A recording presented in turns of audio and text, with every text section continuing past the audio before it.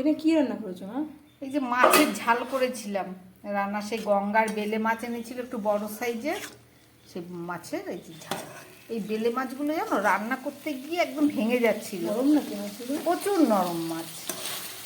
অনেকটা করেছিলাম, রানাকে টিফিনে দিয়ে দিলাম, তো 3-4 পিস মতো রানাকে দিয়ে দিলাম, আর এই যা আছে আমার আর মনির হবে।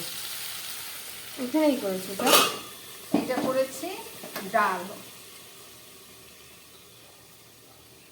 ডাল কি ডাল করেছো মা? সবজি দিয়ে পুরো?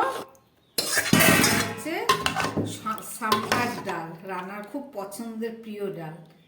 সমস্ত সবজি, অনেক রকম সবজি দিয়েছি, তেঁতুল দিয়েছি, টমেটো দিয়েছি, লাউ দিয়েছি, পেঁপে দিয়েছি, ঢেঁড়স কারি পাতা দিয়েছি। দিয়েছো?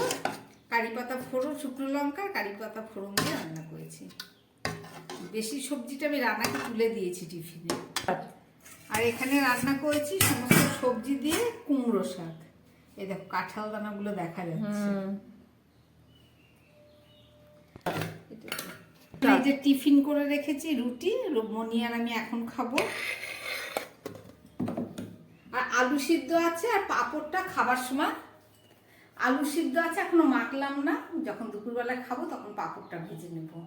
ডাল, পাঁপড়, লাউ শাক, কুমড়ো শাক আর মাছের ঝাল, আজকের এইটুকুই মেনু।